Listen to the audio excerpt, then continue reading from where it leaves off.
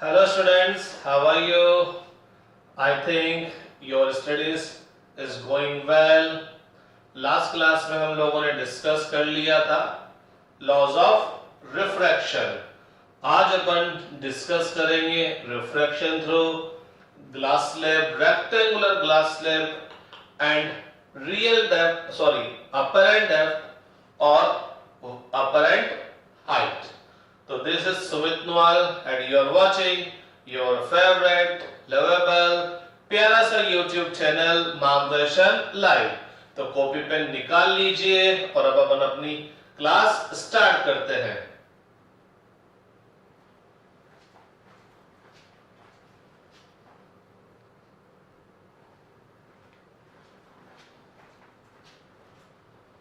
तो hello students, last class में हम लोगों ने डिस्कस किया था about laws of refraction, Snell's law.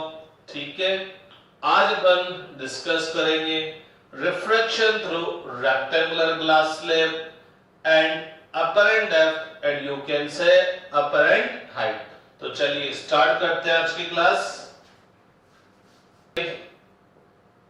Refraction through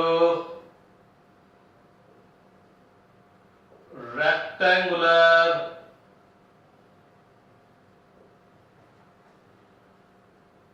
glass slab. तो आपके पास एक रेक्टेंगुलर ग्लास स्लैब है, उसके थ्रू अपन क्या करते हैं, रिफ्रैक्शन देखते हैं. तो लेट अस सपोज ये आपके पास एक रेक्टेंगुलर ग्लास स्लैब है. A B C and D. ये जो रेक्टेंगुलर ग्लास स्लैब है, लेट अस सपोज इसका थिकनेस कितना है, इसका थिकनेस कितना है, टी है. अब क्या होता है, इस रेक्टेंगुलर ग्लास स्लैब पर क्या होती है, एक रे ऑफ लाइट आके इंसिडेंट होती है. तो पता लगता है इस रेक्टेंगुलर ग्लास स्लैब पर एक रे ऑफ लाइट PQ आके इंसिडेंट हुई. लेट अस सपोज ये जो रेक्टेंगुलर ग्लास स्लैब है, इसका जो रिफ्रैक्टिव इंडेक्स है, एब्सोल्यूट रिफ्रैक्टिव इंडेक्स कितना है, μ2. और जो ये सराउंडिंग है, इसका रिफ्रैक्टिव इंडेक्स μ1 है. अपन अभी हाल फिलहाल ये अज्यूम करके चल रहे हैं कि इस रेक्टेंगुलर ग्लास स्लैब के चारों तरफ एक ही टाइप का मीडियम है.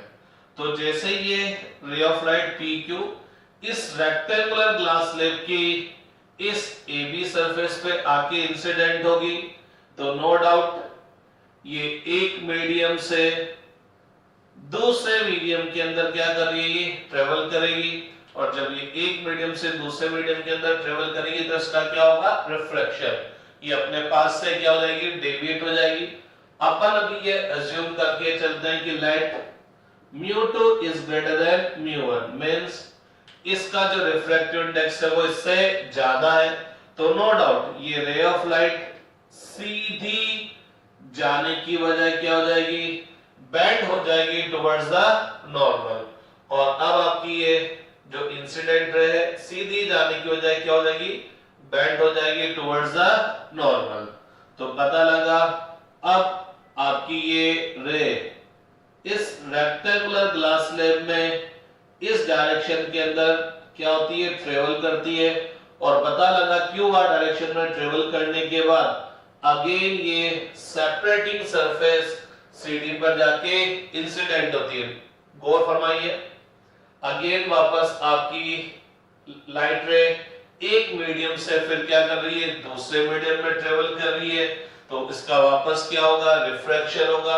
और अब की बात तो ये डेंसर से किधर को जा रही बताई, रेयर को जा रही बताई. तो ये पॉइंट ऑफ इंसिडेंस है. पॉइंट ऑफ इंसिडेंस पर मैंने ये नॉर्मल ड्रॉ कर दिया. तो अब आपकी रे सीधी जाने की बजाय क्या हो जाएगी, डेविएट हो जाएगी अवे फ्रॉम द नॉर्मल. और ये इस रेक्टेंगुलर ग्लास स्लैब से इस डायरेक्शन में क्या हो जाएगी, इमर्जेंट हो जाएगी, इस डायरेक्शन में इमर्जेंट हो जाएगी। तो इस रेक्टेंगुलर ग्लास स्लैब में कितनी बार रिफ्लेक्शन हुआ, 2 बार। एक बार तो हुआ सरफेस AB से और एक बार हुआ सरफेस CD से, 2 बार रिफ्लेक्शन हुआ।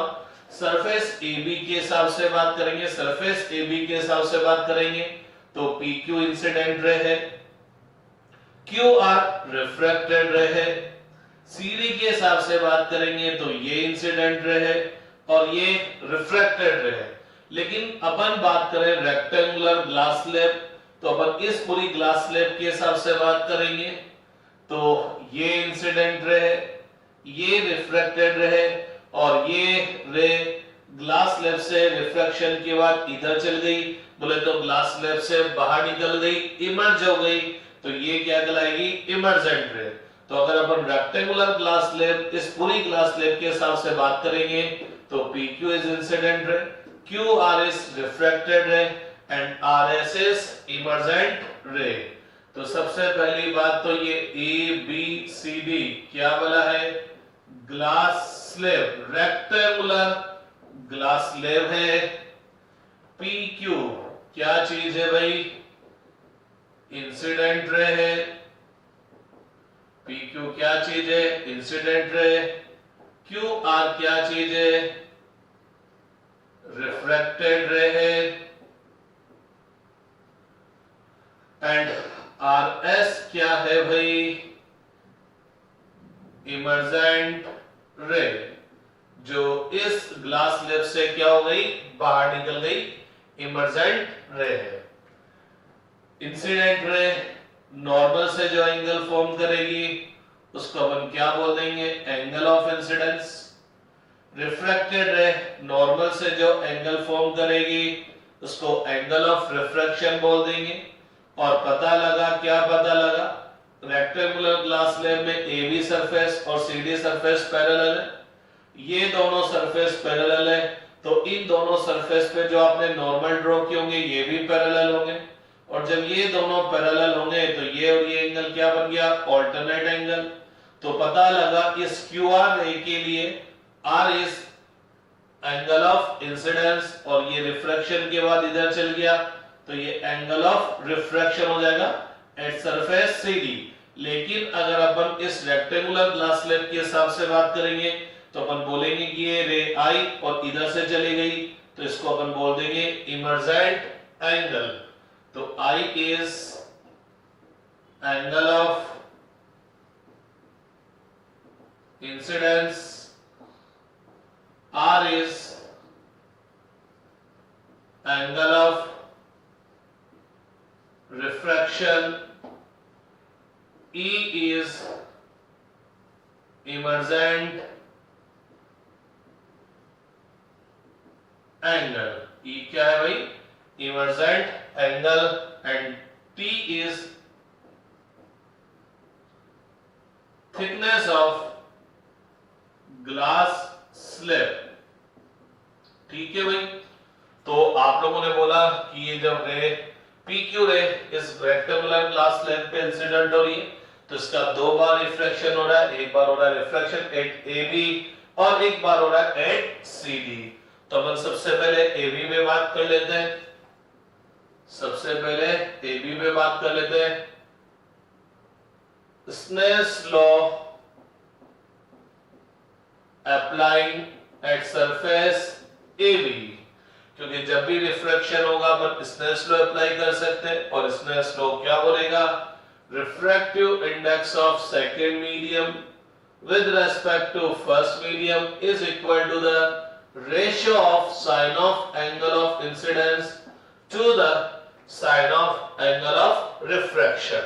तो इसका इसके रेस्पेक्ट में रिफ्रैक्टिव इंडेक्स क्या आ जाएगा, sine A upon sine A। लेकिन जनाब रिफ्रैक्शन तो CD पर भी हो रहा है तो apply Snell's law at surface CD। अब की बार रे यहां से यहां जा रही है तो ये फर्स्ट मीडियम हो गया और चाहे सेकंड मीडियम, इसके लिए मैंने रिफ्रैक्टिव इंडेक्स चाहे μ1 लिखा हुआ है लेकिन रे तो इधर से इधर जा रही है, तो ये फर्स्ट हो गया और ये सेकंड। तो refractive index of second medium, second medium का मतलब जिसमें रे आफ्टर रिफ्रैक्शन जाएगी, पास होगी। Refractive index of second medium with respect to first medium, first medium का मतलब जिसमें से रे आकर इंसिडेंट हो रही है, is equal to the ratio of sine of angle of incidence. तो भैया इस वाली रे के लिए एंगल ऑफ इंसिडेंस कितना हो गया, r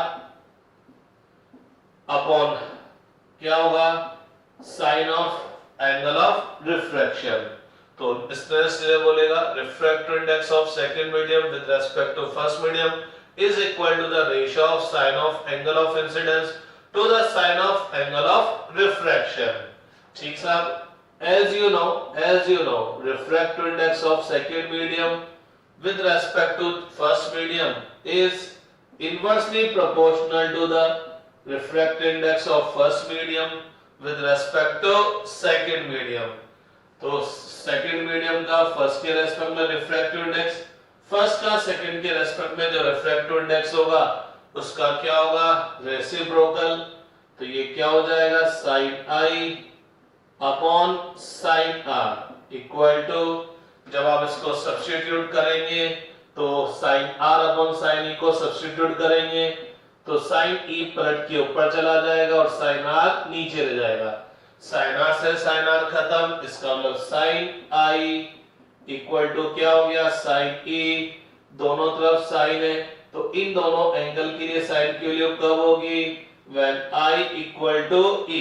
इसका मतलब emergent angle is equal to the angle of incidence. अब ये I इक्वल टू E क्या कहता है, इसको थोड़ा सा समझने की कोशिश करते हैं। लेट्स ट्राई कि ये I इक्वल टू E क्या बोलता है।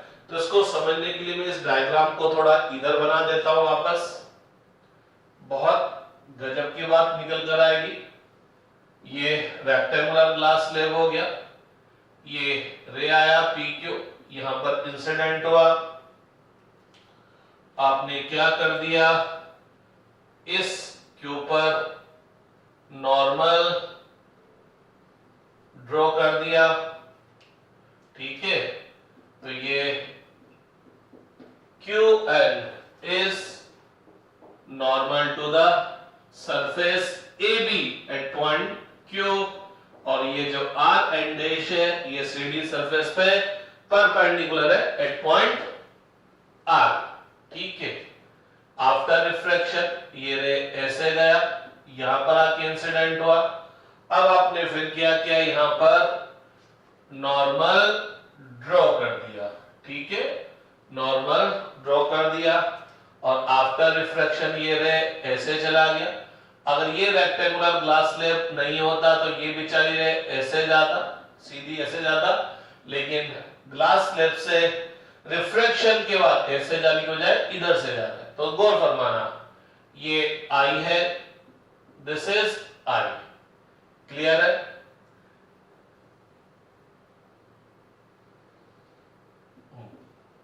ये लाइट रे ऐसे जाता, ये नॉर्मल है, तो ये एंगल भी क्या होगा भाई, ये एंगल भी क्या होगा, आई होगा, ये एंगल भी आई होगा, ये वाला एंगल, ये एंगल भी आई होगा। कौन सा एंगल हो गया, वर्टिकल अपोजिट एंगल। ये दोनों नॉर्मल एक दूसरे के पैरेलल है,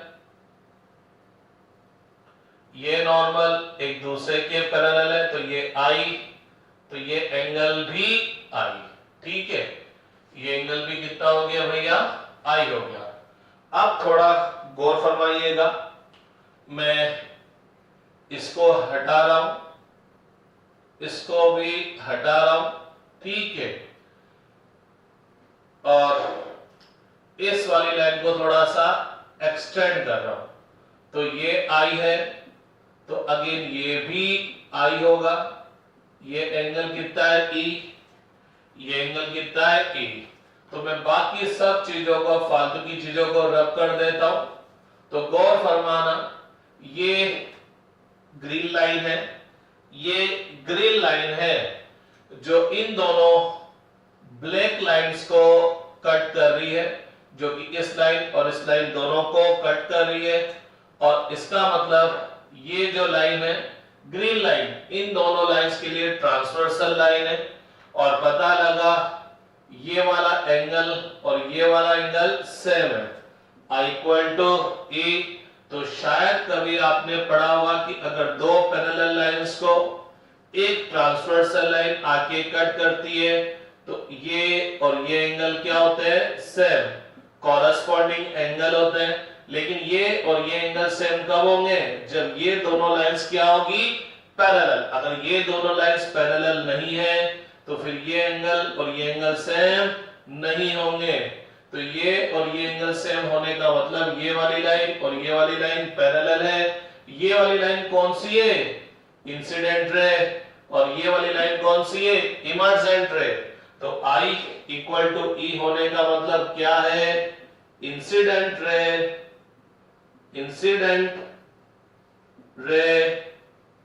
and emergent ray are parallel. दोनों की दोनों एक दूसरे के पैरेलल है। इसका मतलब क्या हुआ, इसका मतलब क्या हुआ, ray of light rectangular glass slab पर इंसिडेंट होने के बाद उसी डायरेक्शन में ट्रेवल कर रहा है, उसी डायरेक्शन में ट्रेवल कर रहा है। अरे दो एक दूसरे के पैरेलल है तो क्या इन दोनों का डायरेक्शन अलग है क्या, नहीं, सेम ही तो डायरेक्शन है।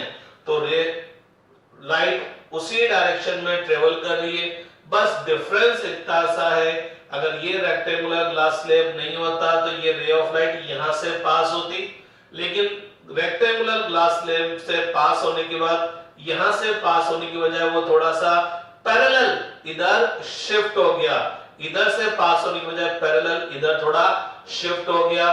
तो इस शिफ्ट को हम बोलते हैं, इस शिफ्ट को हम बोलते हैं लेटरल शिफ्ट। क्या बोलते हैं, लेटरल शिफ्ट, क्योंकि आपकी रे ऑफ लाइट बेंड नहीं हुई, आपकी रे ऑफ लाइट मोड़ी नहीं है, इधर नहीं मोड़ी, इधर नहीं मोड़ी, बस पैरेलल शिफ्ट हो गई, डायरेक्शन वो का हुई है, बस पैरेलल शिफ्ट हो गई, एक साइड में उसके पैरेलल खिसक गई। तो इसको अपन बोलते हैं लेटरल शिफ्ट। इसका मतलब क्या हुआ, जब भी लाइट रे रेक्टेंगुलर ग्लास स्लैब से पास होगा, इमर्जेंट रे का डायरेक्शन वही होगा जो कि इंसिडेंट रे का है। इसका मतलब लाइट बेंड नहीं हो रही है, लाइट क्या हो रही है, केवल उसके पैरेलल शिफ्ट हो रही है, बोले तो लेटरल डिस्प्लेसमेंट हो रहा है, लेटरल शिफ्टिंग हो रही है।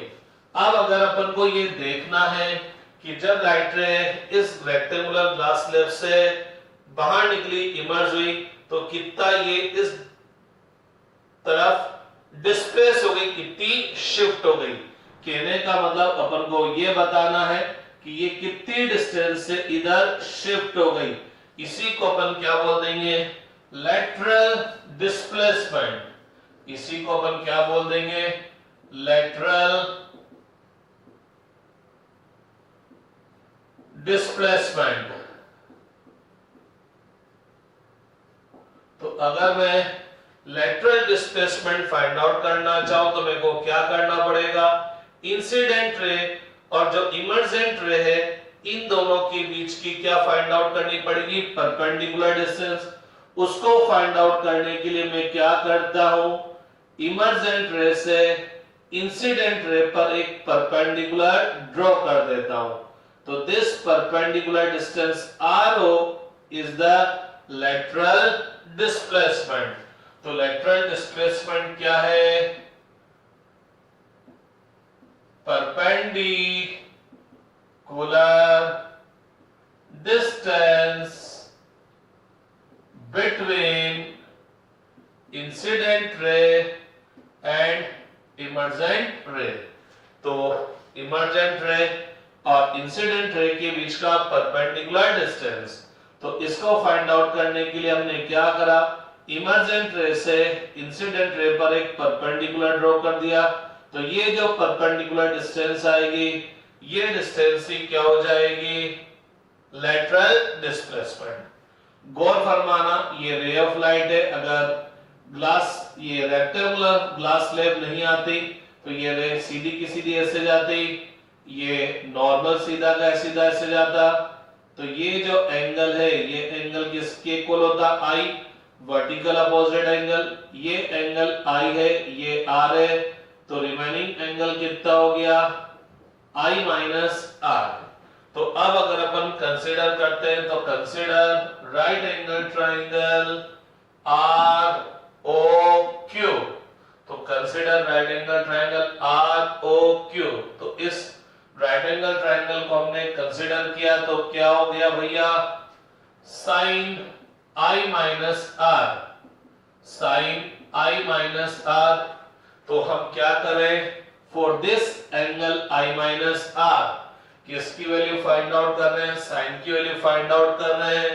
तो एज यू नो साइन क्या होता है, परपेंडिकुलर अपॉन हाइपोटेन्यूज, तो आई माइनस आर के लिए परपेंडिकुलर क्या होगा, एंगल के अपोजिट साइड आर ओ, और परपेंडिकुलर क्या होगा 90 के opposite side Q R.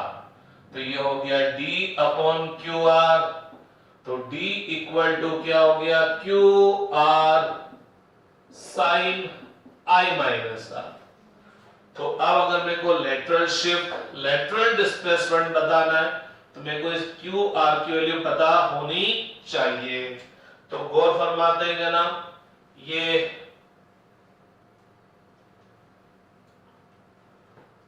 Normal था, इस नॉर्मल को मैंने थोड़ा और आगे एक्सटेंड कर दिया, तो ये सीडी सरफेस को कहां पे कट कर रहा है, क्यू डैश पे, ठीक है। तो consider right angle triangle Q Q dash R. तो अपन Q dash R right angle triangle consider करते हैं, तो ये इसका एक अक्यूट एंगल आर हो गया, ये 90 हो गया, तो ये हाइपोटेन्यूस हो गया। तो in right angle triangle Q dash R find cos R, cos r का मतलब cosine of r, for angle r find the base upon hypotenuse, angle के अपोजिट साइड परपेंडिकुलर, 90 के अपोजिट साइड हाइपोटेन्यूस, तो base क्या हो गया, Q dash, तो base हो गया क्यू डैश, और हाइपोटेन्यूस क्या हो गया, क्यू आर। अरे क्यू डैश, क्यू डैश तो क्या है, इस रेक्टेंगुलर ग्लास स्लैब की थिकनेस जो कि हमने क्या बोल रखी है, टी, तो T upon Q R, it's means Q R equal to T upon cos R. मैं ये क्यू आर की वैल्यू लिखना सब्स्टिट्यूट कर दो, तो देयरफॉर lateral displacement क्या आएगा, d equal to q upon cos r, sorry t upon cos r sin i minus r।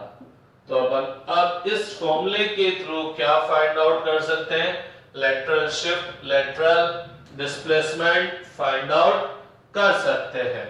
तो जब भी कोई रे ऑफ लाइट किसी रेक्टेंगुलर ग्लास स्लैब पर इंसिडेंट होगी, तो जब वो ग्लास स्लैब से बाहर निकलेगी तो वो इमर्जेंट रे होगी, वो इंसिडेंट रे के पैरेलल ही होगी, बस लाइट रे इस डायरेक्शन, इस तरफ जाने की बजाय इसके पैरेलल इधर शिफ्ट हो गई, डायरेक्शन तो वो की वही रही, लेकिन अगर रेक्टेंगुलर ग्लास स्लैब नहीं होती तो ये यूं जाती, लेकिन रेक्टेंगुलर ग्लास स्लैब से निकलने के बाद यहां जहां से जाने की बजाय यहां से गई इसी डायरेक्शन में, डायरेक्शन तो क्या रहेगा, सेम रहेगा, बस वो थोड़ा सा शिफ्ट हो गई, जिसको हम क्या बोलते हैं, लेटरल डिस्प्लेसमेंट।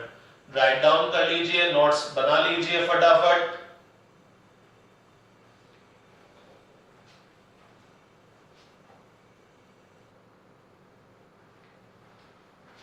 तो चलिए रख कर देते हैं इसको। अब अपन बात बात करेंगे अपरेंट डेप्थ और you can say apparent height. Depth और हाइट रिलेटिव टर्म है। अगर अपन नीचे देखेंगे, इफ वी लुक डाउनवर्ड तो हमको डेप्थ बोलेंगे, and if we look upward तो हम उसको क्या बोल देते हैं, हाइट बोल देते हैं। तो डेप्थ और हाइट रिलेटिव है, एक ही चीज है। अगर कोई चीज मेरे नीचे से 10 सेंटीमीटर है तो मैं बोलूंगा 10 सेंटीमीटर डाउन है, डेप्थ पर है। तो वही चीज क्या बोलेगी कि सर मेरे से 10 सेंटीमीटर हाइट पर है, ऊपर है, अप है। तो अपन बात करते हैं apparent depth and apparent height. ठीक है,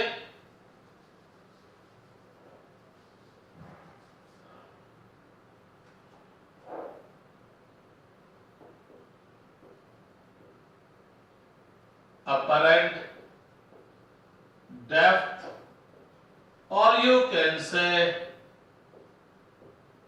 apparent height। तो बहुत सी बार हमने प्रैक्टिकली भी देखा होगा, जैसे हमने कभी ना कभी बचपन में देखा होगा कि ये एक टब है, ये एक टब है। बहुत सी बार बच्चे गेम भी खेलते हैं कि एक बार में आपको इस टब में रखा कॉइन ऊपर उठाना है, आपको पकड़ना है। तो ये एक लिक्विड है, इस टब में एक लिक्विड फिलअप कर दिया और यहां पर पता लगा 10 रुपीज का कॉइन प्लेस्ड है। तो आपको इसको पिक करना है, उठाना है। तो बहुत सी बार हम क्या करते हैं, जैसे ही हम एक बार में वन शॉट में आपको उठाना है, तो जैसे हम इसमें एक बार हाथ डालते हैं और हाथ बाहर निकालते हैं तो पता लगता है अरे कॉइन तो हाथ में आया नहीं था, लेकिन हमने हाथ वहां तक लेके गए थे जहां कॉइन हमको दिख रहा था। तो जहां तक कॉइन हमको दिख रहा था हाथ लेके पकड़ा, लेकिन कॉइन तो हाथ में ही नहीं आया। क्यों नहीं आया? क्योंकि इस कॉइन को जब हम बाहर से देखेंगे और अगर लेट अस सपोज ये वाला मीडियम, ये मीडियम इस वाले मीडियम के रेस्पेक्ट में रेयर है, तो पता लगेगा हमको ये कॉइन ऊपर दिखेगा, और कॉइन ऊपर दिखेगा तो हम हाथ यहां तक ले जाएंगे और पकड़ने की कोशिश करेंगे, लेकिन पकड़ाई में नहीं आएगा। तो फिर दिमाग बोलता है ये पकड़ाई में नहीं आ रहा, तो नीचे है, तो थोड़ा सा फिर नीचे हाथ डालकर हम पकड़ लेते हैं।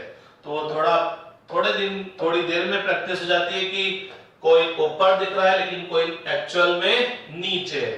तो क्या होगा, जब इस कॉइन से जो रेस चलेगी और हमारे पास जो रेस पहुंचेगी, उससे जो इस कॉइन की इमेज बनेगी वो इससे थोड़ी सी ऊपर बनेगी, इससे थोड़ी सी ऊपर बनेगी। बोले तो ये कॉइन हमको ऊपर दिखाई देगा। अरे ये कॉइन ही क्यों, ये पूरी जो बॉटम है, ये पूरा बॉटम ही हमको यहां दिखाई देगा। फॉर एग्जांपल ये 10 सेंटीमीटर है, तो ये 10 सेंटीमीटर क्या है, इस बॉटम की, इस कॉइन की रियल डेप्थ।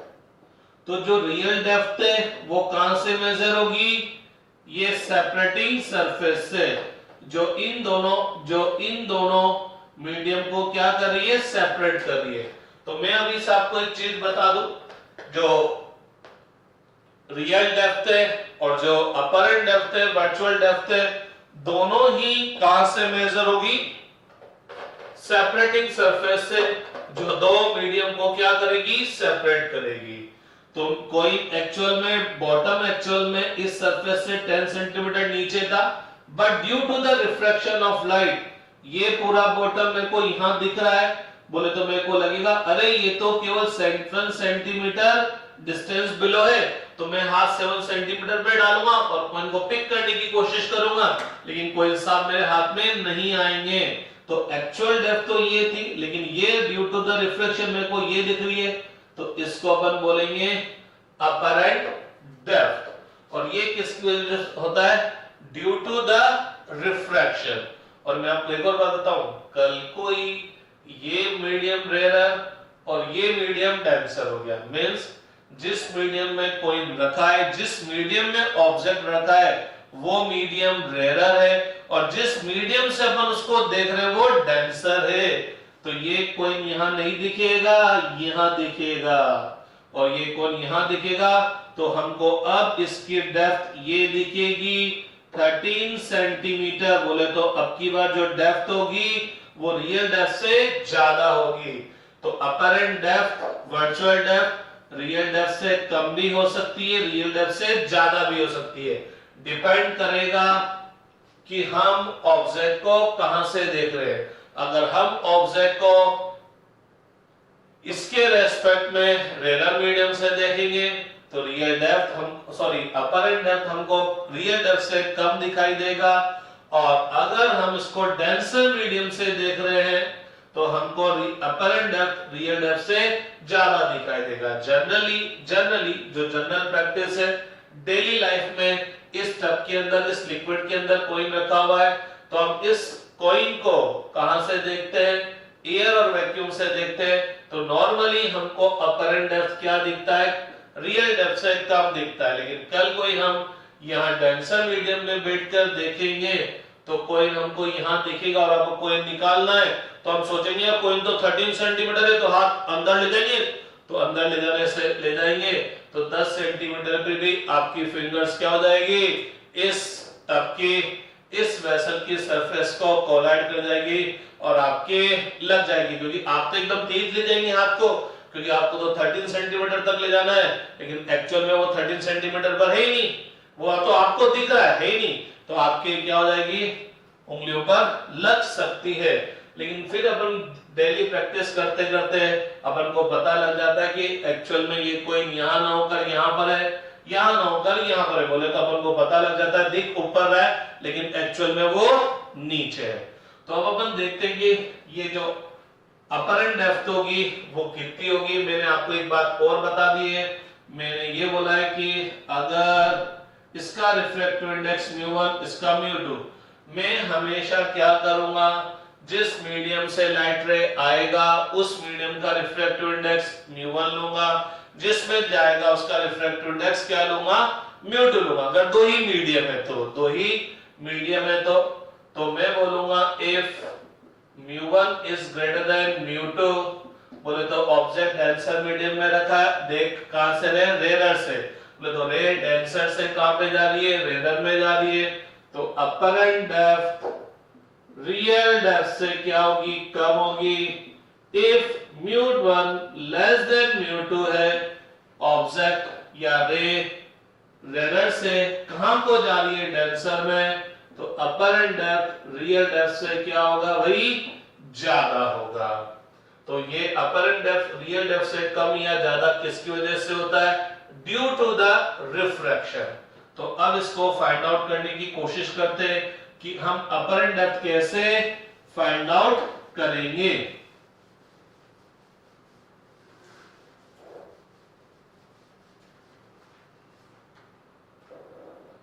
तो लेट अस सपोज ये आपके पास एक टैंक है, टब है, इस टैंक के अंदर कोई लिक्विड फिलअप है, किसी भी टाइप का लिक्विड हो सकता है।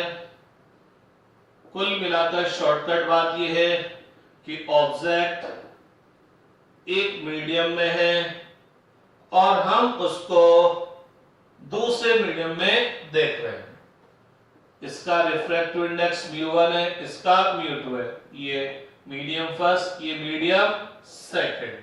हाल फिलहाल अपन ये मान के चलते हैं कि μ1 इज ग्रेटर देन μ2।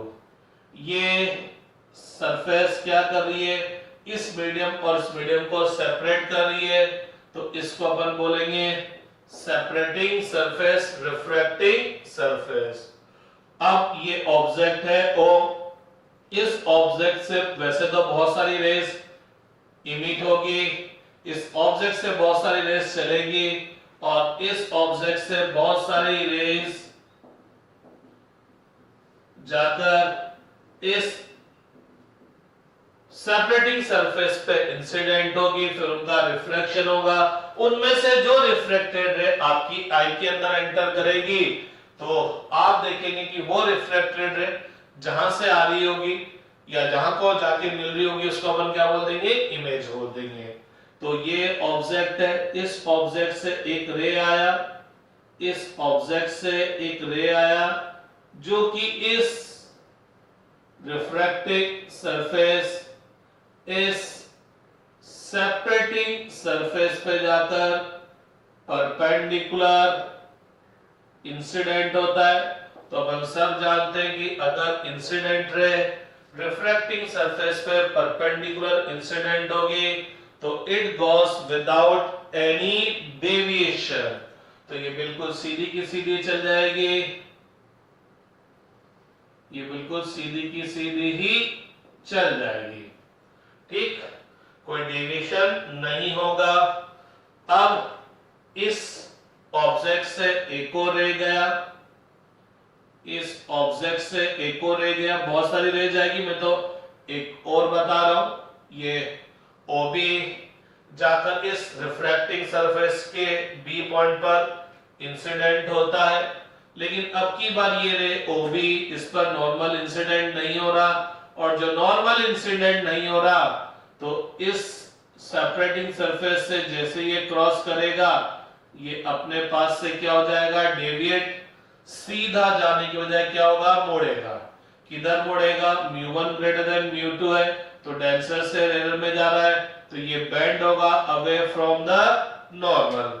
तो आपकी ये रे नॉर्मल से सीधा जाने की बजाय नॉर्मल से थोड़ा सा बेंड हो जाएगी। इसको A' बोल देता हूं और इसको B' बोल देता हूं। लेट अस सपोज आप बाहर से इस ऑब्जेक्ट को देखना चाह रहे हैं, तो आपको क्या होगा, आपको क्या होगा, ये दो रेस जब आपकी आई पर एंटर करेगी, हालांकि एक बात बताऊं, किसी भी पर्सन की आईज इतनी बड़ी नहीं होती, मेरी आईज तो बेचारी छोटी सी है, तो आईज तो ओरिजिनल में बहुत छोटा सा होगा, लेकिन डायग्राम बनाने के हिसाब से मैंने इधर बनाया। तो एक्चुअल में आपको बताऊं, एक्चुअल में क्या होगा, ये दोनों रे बिल्कुल पास पास में होनी चाहिए, या ये बोलूं ये जो पॉइंट ऑफ इंसिडेंस B है ये A के बिल्कुल पास में होना चाहिए, क्योंकि आपकी आई के अंदर, आपकी आई के अंदर वही दो रिफ्रैक्टेड रे एंटर करेगी जिनके लिए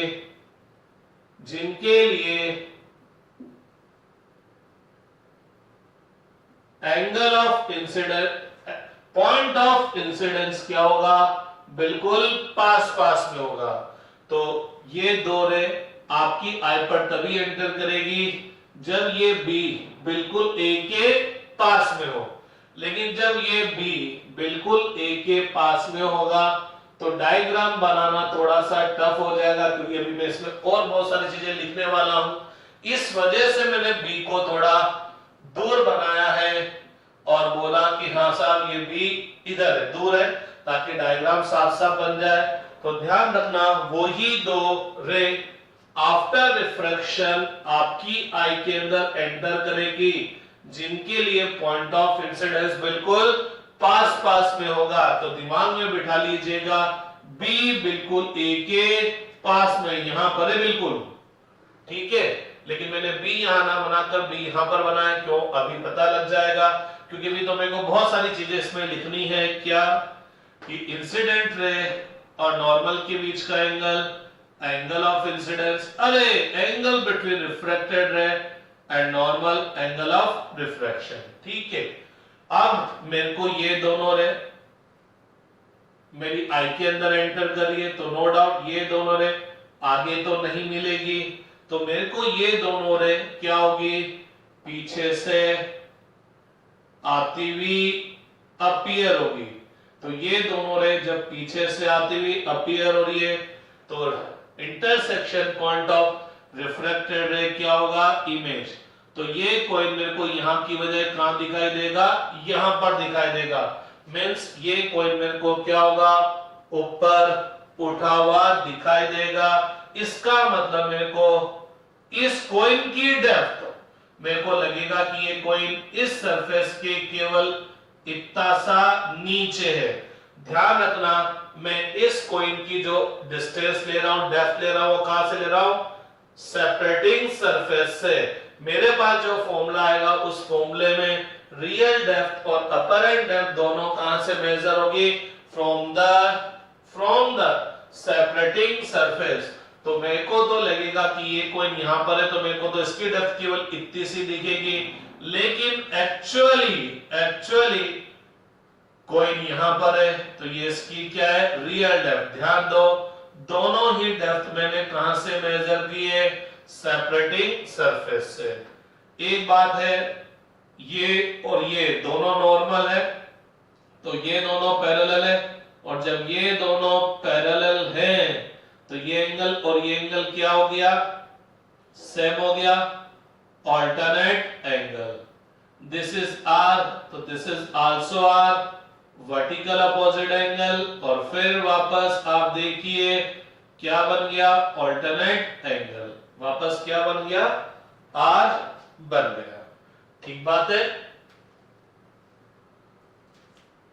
तो आपने बोला कि इस XY पर रिफ्रैक्शन हो रहा है एट पॉइंट B, तो applying Snell's law at point B, तो applying Snell's law at point B। Snell's law बोलता है refractive index of second medium with respect to first medium is equal to the ratio of sine of angle of incidence to the sine of angle of refraction। एक और चीज पता है, ये है relative refractive index, refractive index of two with respect to first। लेकिन अगर मैं refractive index को इस relative refractive index को absolute refractive index के फॉर्म में राइट करूं तो मैं बोलूंगा mu2 upon mu1 refractive index of 2 absolute refractive index of 2 upon absolute refractive index of 1 sin i upon sin r हो गया, क्रॉस मल्टीप्लाई कर देते हैं तो mu1 sin i equal to mu2 sin r। this is equation number first। consider right angle triangle OBA। OBA, in this right angle triangle OBA, sin I equal to AB upon OB, perpendicular upon hypotenuse, and in right angle triangle IBA देखा भैया, sin R equal to क्या हो जाएगा? AB upon IB, perpendicular upon hypotenuse।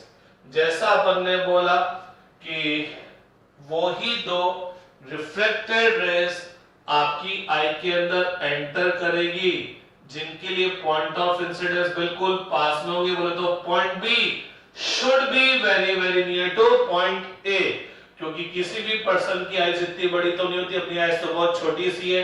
तो देखना, अगर मैं actual I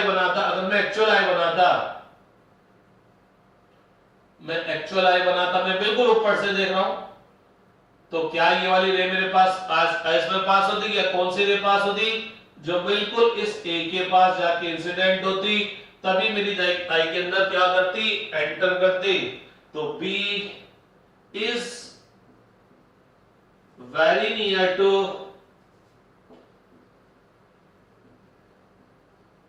A, B बिल्कुल A के पास में है, और जनाब जब B बिल्कुल A के पास में होगा, ये A है ये B है, तो जनाब आप O से B तक की डिस्टेंस बोलिए कि O से A तक की डिस्टेंस बोलिए, एक ही बात है। B एक्चुअल में और पास में, तो if B is very very near to A, B बिल्कुल A के पास में होगा, तो OB is approximately equal to OA। Similarly, if B is very very near to A, तो IB is approximately equal to IA, तो IB is approximately equal to IA, substitute कर देते, therefore sin I equal to AB upon OB, OB क्या है OA, sin R equal to AB upon IB, IB क्या है भैया IA, sin R का value equation first में substitute कर देते हैं, तो substituting the value of sin I and sin R in equation first, तो फ्रॉम इक्वेशन फर्स्ट क्या है भाई μ1 sin I is AB upon OA equal to μ2 sin R equal to AB upon IA, AB क्या हो गया cancel, तो IA upon OA equal to μ2 upon μ1, IA बोले तो इमेज का सेपरेटिंग सरफेस से परपेंडिकुलर डिस्टेंस बोले तो अपर एंड डेप्थ, OA बोले तो ऑब्जेक्ट का सेपरेटिंग सरफेस से परपेंडिकुलर डिस्टेंस बोले तो रियल डेप्थ, तो जनाब apparent depth upon real depth equal to absolute refractive index of second upon absolute refractive index of first, तो गौर फरमाना ये फॉर्मूला हर बार लगेगा,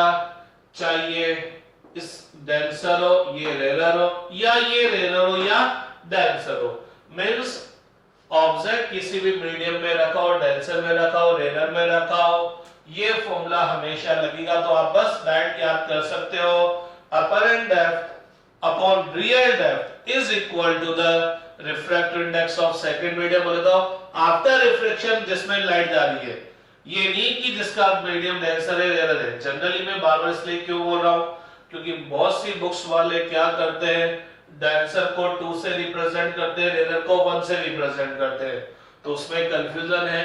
हम हमेशा क्या करेंगे जिसमें से रे आ रही है चाहे वो डेंसर हो चाहे रेलर हो, कोई भी मतलब नहीं है, हम उसको 1 से रिप्रेजेंट करेंगे और जिसमें जा रही है उसको 2 से रिप्रेजेंट करेंगे, तो ये हो गया refractive index of second medium, बोले तो जिसमें आफ्टर रिफ्लेक्शन रे एंटर करेगी upon refractive index of first medium जिसमें ऑब्जेक्ट है या जिसमें से रे आपको आता हुआ अपीयर हो रहा है, और एक्चुअल लाइन अगर मैं और ढंग से बोलूं तो वो है जिसमें से रे आ रहा है, और ये है उसका रिफ्रैक्टिव इंडेक्स जिसमें आफ्टर रिफ्रैक्शन रे जा रहा है। ठीक है कि नहीं बात, तो ये dA upon dr equal to क्या हो गया μ2 अपॉन μ1। अब आप खुद ही देख लीजिए, चलिए इसको खुद ही देख लीजिए, क्या if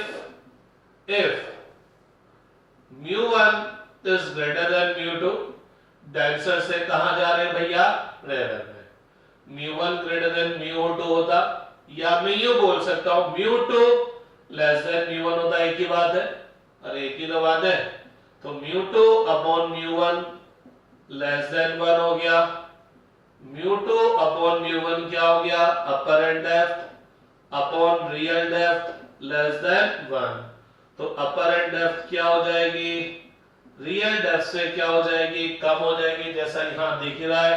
अपन ने क्या बोला था μ1 ग्रेटर देन μ2 बोला था, बोले तो μ2 लेस देन μ1 बोला था, तो ये रियल डेप्थ थी और ये अपर एंड डेप्थ थी। ठीक है, इसका डायग्राम मैंने बना रखा है, और अगर आपसे बोला जाता सेकंड केस देखते हैं, if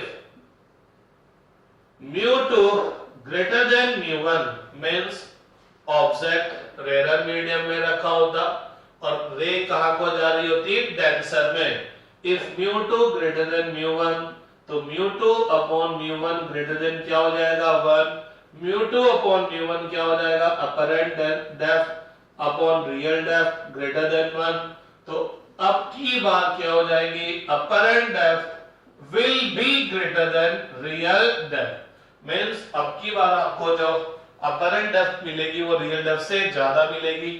थोड़ा सा रे डायग्राम से समझने की कोशिश करते हैं। रे डायग्राम बहुत गजब की चीज होती है। रे डायग्राम बनाना अगर अपन को आता है ढंग से तो कभी किसी जगह प्रॉब्लम नहीं होगी। ये ऑब्जेक्ट है, इसका रिफ्रैक्टिव इंडेक्स μ1 है, इसका μ2 है, लेकिन अब की बार μ2 ग्रेटर देन μ1 है।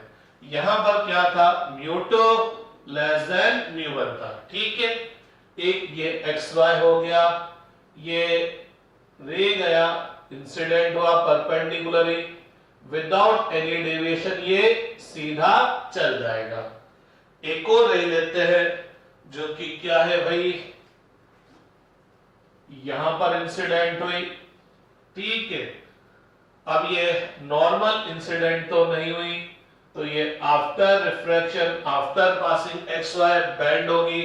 लेकिन किधर बेंड होगी, सीधी जाने की बजाय क्या होगी, बेंड होगी। किधर बेंड होगी, रेयर से डेंसर की तरफ जा रहा है तो बेंड होगी टुवर्ड्स द नॉर्मल। तो ये नॉर्मल की तरफ बेंड हो गई, सीधी जाने की बजाय नॉर्मल की तरफ बेंड हो गई। जब आप इन दोनों रिफ्लेक्टेड रे को देखेंगे तो आपको ये दोनों रिफ्लेक्टेड रे पीछे से आती हुई अपीयर होगी। तो जब मैं इसको बैकवर्ड डायरेक्शन में एक्सटेंड करूंगा तो अब आपको ये दोनों रे यहां से आती हुई अपीयर होगी। तो ये इसका क्या बन जाएगा, इमेज। तो अब की बार जो अपरेंट डेप्थ होगी वो ये होगी और ये आपकी रियल डेप्थ है। तो भैया अपरेंट डेप्थ क्या हो जाएगी, रियल डेप्थ से ज्यादा हो जाएगी। इसी चीज को हम हाइट भी बोल सकते हैं। यहां मैंने ऑब्जेक्ट यहां रखा है, कल कोई ऑब्जेक्ट ऊपर रख दो और यहां पर कोई दूसरा मीडियम रख दो, तो जो डेप्थ के लिए गेम है वही हाइट के लिए गेम हो जाएगा। अभी अपन न्यूमेरिकल से स्कोर समझ लेंगे। क्लियर, मैं थोड़ा सा यहां पर आता हूं 1 सेकंड के लिए। तो dA इक्वल टू क्या था, μ2 अपॉन μ1 dr। तो dA इक्वल टू हो गया refractive index of 2 with respect to 1 multiply by dr। यहां 1 और 2 से मीनिंग क्या है, 1 का मतलब जिसमें से रे आ रहा है और 2 का मतलब जिसमें रे जा रहा है। अब मैं आपको एक बात बताऊं, मैक्सिमम नंबर ऑफ क्वेश्चन में जो अपने लेवल पे क्वेश्चन आएंगे, मैक्सिमम नंबर ऑफ क्वेश्चन में स्पेशल केस ले रहा हूं जो कि अपने एग्जाम में जो आते हैं उसमें जनरली ये वाटर होता है। ठीक है, और ये एयर होता है। मैं तो बोलता हूं ये वाटर नहीं, कोई लिक्विड है। तो इसका रिफ्रैक्टिव इंडेक्स कितना है, μl है, और एयर का रिफ्रैक्टिव इंडेक्स कितना होगा, 1 होगा। तो 99% केस में अपने जो बोर्ड एग्जाम में क्वेश्चन आते हैं उसमें ये लिक्विड वाटर होगा और ये एयर होगा। मींस हमने मैक्सिमम नंबर ऑफ क्वेश्चन में ये डेंसर होगा और ये रेयर होगा। तो गौर फरमाना, apparent depth upon real depth किसके इक्वल होगा, refractive index of 2 upon refractive index of 1। तो dA इक्वल टू क्या हो जाएगा, dr upon dl। Here dl is the μl is the refractive index of liquid. तो मैक्सिमम नंबर ऑफ क्वेश्चन में ये आएगा। ये मैंने थोड़ा आपको जनरल टीच कर दिया ताकि मीडियम चाहे कैसा भी हो आप ये फॉर्मूला डायरेक्ट लगा दें न्यूमेरिकल सॉल्व करने के लिए। तो आप राइट डाउन कर लीजिए, फिर अपन 1-2 न्यूमेरिकल सॉल्व करने की कोशिश करेंगे।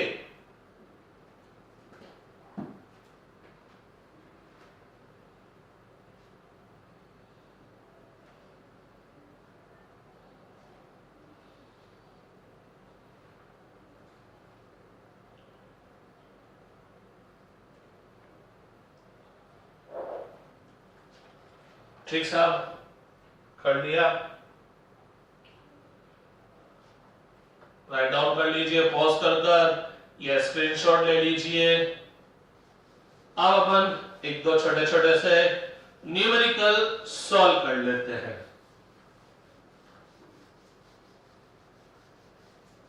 तो एक सिंपल सा क्वेश्चन करते हैं फटाफट। लेट अस सपोज ये एक वाटर टैंक है,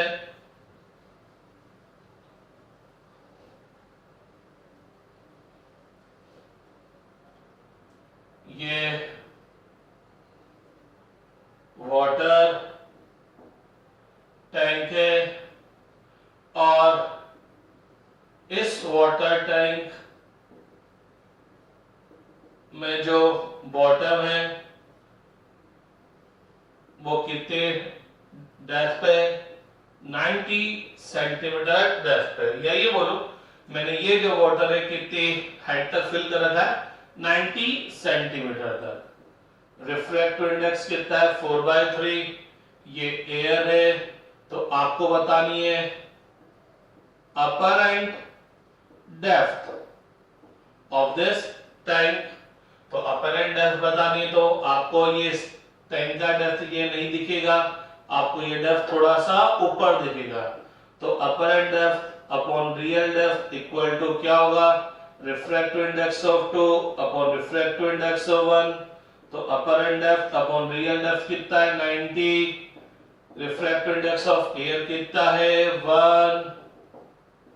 और रिफ्रैक्टिव इंडेक्स ऑफ वाटर कितना है, 4/3। तो dA इक्वल टू क्या हो जाएगा, 90 मल्टीप्लाई बाय 3 अपॉन 4। तो ये कितना हो जाएगा, 270/4। जो भी आए आंसर आ जाएगा।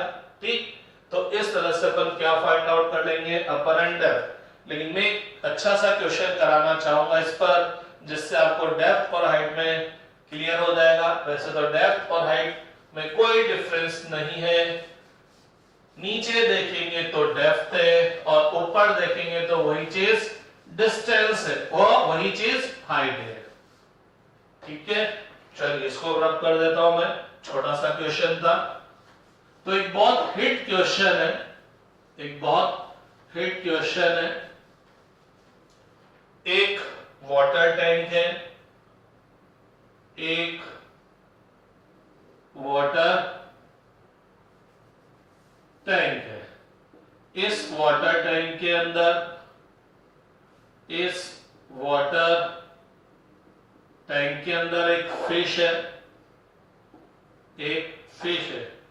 मेरी ड्राइंग तो माशाल्लाह है, तो हंसिएगा मत। ये फिश है, ठीक है। फिश इस सेपरेटिंग सरफेस से कितना नीचे, 36 सेंटीमीटर नीचे। और ऊपर एक बर्ड है, बाज है, चिड़िया है, वो इस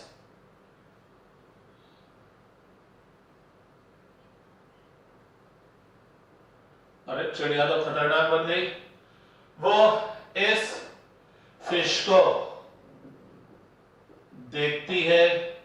ठीक, ये फिश भी, सॉरी ये बर्ड भी कितनी हाइट पर है, 36 सेंटीमीटर हाइट पर। ये वाटर है, इसका रिफ्रैक्टिव इंडेक्स 4/3 है। ये एयर है, इसका रिफ्रैक्टिव इंडेक्स 1 है। ठीक है, आपको बताना है apparent depth, apparent depth of fish. एक बार आपको बताना है apparent depth of fish seen by bird. Bird ने अगर देखा तो उसकी अपरेंट डेप्थ, फिश की अपरेंट डेप्थ क्या होगी। ये तो बात है जब अपन फिश को देख रहे हैं ऊपर से। अब अपन इसको, बर्ड को देखते हैं पानी के अंदर से। तो अपन बात करेंगे, अब नीचे से देखेंगे तो ऊपर देखेंगे तो अपन को बर्ड क्या दिखाई देगी, ऊपर। तो अपन बात करते हैं अपरेंट हाइट,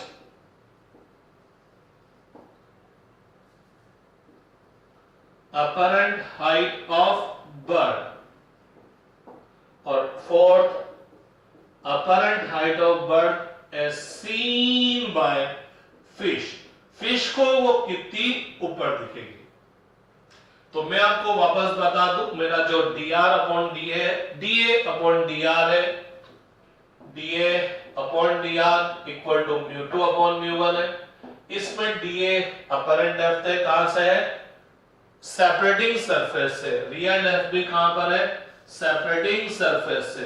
तो जब तक कुछ भी नहीं बोला जाता कहां से अपन बात कर रहे हैं? जैसे इस क्वेश्चन में बोला अपरेंट डेप्थ ऑफ फिश, तो फिश नो डाउट ऊपर से देखेंगे, यहां से देखेंगे तो ऊपर दिखाई देगी। तो अपन को फिश की जो डिस्टेंस है वो कहां से बतानी है? सेपरेटिंग सरफेस से। जब कुछ भी नहीं बोला जाए कि किसके हिसाब से डेप्थ बतानी है, तो कहां से बतानी है? सेपरेटिंग सरफेस से। तो फर्स्ट क्वेश्चन करते हैं। Apparent depth upon real depth equal to क्या होगा? μ2 अपॉन μ1। अपरेंट डेप्थ तो पता नहीं है फिश की, रियल डेप्थ जरूर पता है। यहां से कितना है? 36 centimetre equal to refractive index of 2 कितना है? 1 upon refractive index of first 4/3। तो अपरेंट डेप्थ ऑफ फिश क्या होगा? 36 multiply by 4 upon multiply by 3 upon 4 927 centimetre. तो हमको क्या होगी? फिश इस सरफेस से कितनी डेप्थ पर दिखाई देगी? 20 सेंटीमीटर डेप्थ पर दिखाई देगी। लेकिन जब हम फिश की डेप्थ देखेंगे सीन बाय बर्ड, तो बर्ड के हिसाब से बात करेंगे तो बर्ड को, ये बर्ड है यहां पर, कितनी हाइट पर है? 36। लेकिन इस बर्ड को फिश नीचे नहीं दिख रही, कहां पर दिख रही है? 20 सेंटीमीटर पर। तो बर्ड तो बोलेगी कि मेरे हिसाब से फिश कितनी डेप्थ पर है? 36 प्लस 27। तो apparent depth of bird, apparent depth of fish seen by bird क्या हो जाएगी? 36 प्लस 27 ऐड करेंगे 3 36 63 सेंटीमीटर। तो बर्ड के हिसाब से फिश कितनी डेप्थ पर आई? 63 सेंटीमीटर। एक्चुअल तो 72 है, लेकिन उसको ये ऊपर उठी हुई दिखाई देगी तो उसको लगेगा कि मेरे से कितना नीचे? 63 सेंटीमीटर नीचे है। जब अपन बात करेंगे अपरेंट हाइट ऑफ बर्ड, तो अपन क्या करेंगे? इस बर्ड को यहां से देखेंगे नीचे से। लेकिन जब कुछ भी नहीं बोला जाएगा कि अपरेंट हाइट कहां से मेजर करनी है, तो अपरेंट हाइट अपन कहां से मेजर करेंगे? कहां से मेजर करेंगे? सेपरेटिंग सरफेस से। अब मैं आपको एक बात बताऊं, अभी से आपको बात बताऊं, ये ऑब्जेक्ट है और अपन यहां से देख रहे हैं। तो ऑब्जेक्ट रेयर मीडियम में, डेंसर मीडियम से रहे, तो अपन को जो अपरेंट हाइट होगी, अपरेंट डेप्थ होगी, वो ज्यादा दिखेगी। बोले तो बर्ड यहां की बजाय कहां दिखेगी? ऊपर। ये बर्ड अभी यहां पर है, लेकिन जब हम इसको नीचे से देखेंगे तो बर्ड यहां की बजाय कहां दिखाई देगी? ऊपर। तो कैसे? अब बोलेंगे अपरेंट हाइट, डेप्थ की जगह मैंने हाइट कर दिया, upon real height equal to refractive index of 2 with respect to 1। तो HA अपॉन HR, इस बर्ड की इससे हाइट कितनी है? 36। अब की बार ऑब्जेक्ट यहां पर है, देख इधर से रहे, तो सेकंड मीडियम क्या बन गया? वाटर। रिफ्रैक्टिव इंडेक्स हो गया 4/3 और फर्स्ट मीडियम एयर हो गया 1। तो HA equal to 36 multiply by 4/3 12 12 4 जा 48 सेंटीमीटर। बोले तो बर्ड हमको इस सरफेस से 48 सेंटीमीटर ऊपर दिखेगा। तो अपरेंट हाइट 48 सेंटीमीटर होगी। लेकिन अगर फिश के हिसाब से बात करेंगे तो फिश बोलेगी कि ये कितना ऊपर है? तो फिश बोलेगी 36 तो यहां से, और दिख कितनी ऊपर रही है? 48। तो फिश के हिसाब से कितनी हो जाएगी height? Apparent height of bird seen by fish कितनी हो जाएगी? 36 प्लस 48। 36 प्लस 48 दो गया 84। तो ये 84 सेंटीमीटर होगी। तो मैं बार बार बोल रहा हूं कि ये दोनों हाइट या डेप्थ जो होगी, ये दोनों हाइट या डेप्थ होगी, वो कहां से होगी? सेपरेटिंग सरफेस से।